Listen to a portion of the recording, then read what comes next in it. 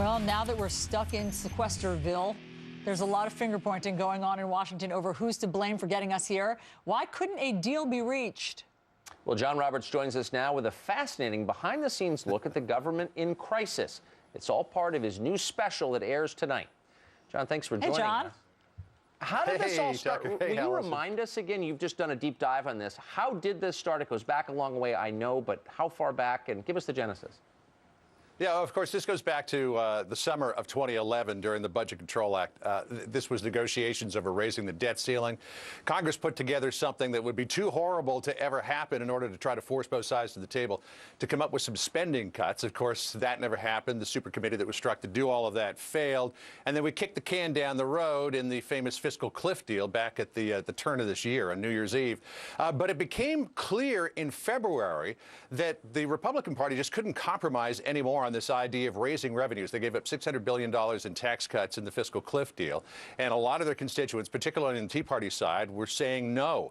And I talked to several members of Congress, both the House and the Senate, who suggested that if John Boehner were to make another compromise, like happened back on New Year's Eve, that he probably wouldn't remain as Speaker for very long. So Republicans started to become more comfortable with this idea of the sequester going through. And while there was a lot of concern about the cuts to the military, this idea that we needed to rein in spending began to become the prevailing idea of the day. And then over the President's Day holiday, the break, a lot of Republicans went back to their districts, including David Schweikert, to give PowerPoint presentations to tell people exactly how terrible our fiscal position was. And there became an emerging consensus that they needed to hold the line on this because it was perhaps the last best chance to actually get something done to cut spending. I asked David Schweikert about that in his 6th congressional district in Arizona. Here's a little excerpt from tonight's special. Republican Congressman David Schweikert is back in Arizona, telling his constituents he will hold firm. You're going back to D.C. on Monday. From there will be 5 days to either solve this or go over whatever fiscal cliff will happen when the sequestration kicks in. How do you see this unfolding in the next few days? First mistake in the question is saying solve it. Because if we can't do this tiny, marginal reduction in spending, which ultimately, by the end of the decade, isn't even a reduction in spending, it's just a reduction in the growth of spending. God forbid what our future is if we can't do this. Now, being triggered really is a sign of a broken government that can't get anything done even in the height of a crisis. But for other people, it seems that maybe this is a reflection of deep divisions within the country over the vision of where it should be going. Bigger government versus smaller government. And then the fact that there is a vigorous debate going on here, Tucker and Allison, is a sign that, well, things maybe aren't as bad as everybody thinks they are. So, John, I mean, what happens now from all of your investigation and talking to people? Is this going to happen, or is there anything that people are doing behind the scenes to sort of modify these cuts?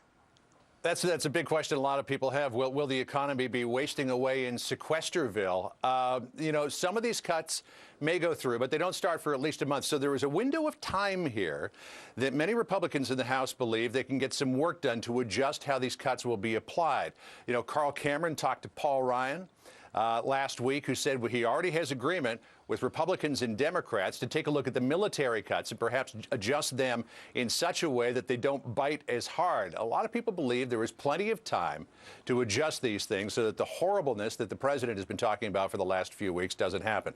But even if they get a deal, this is mostly about discretionary spending. It was about 80% discretionary spending, a little tiny piece of mandatory spending in the sequester. The big elephant in the room here is mandatory spending, Social Security, Medicare, Medicaid, and what you do about that, because that is really what's going to choke the American economy over the coming years. For example, if you look out to 2023, 10 years from now, domestic discretionary spending or discretionary spending goes up by about 10 to 14%, but mandatory spending doubles to $4.5 trillion by 2023. So, as you well know, they got to do something about that, or we're going to be in serious trouble. You know, you really can't say that enough, and I don't think people understand that's the whole deal, mandatory spending, entitlement. It is.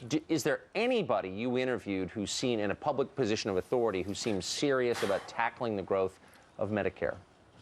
You know, they all realize that it's a problem and something has to be done, Tucker. Of course, the problem with Congress always is how do you get to that? Do you start to means test on Medicare? Do you means test more on Social Security? Do you raise the retirement age? What do you do?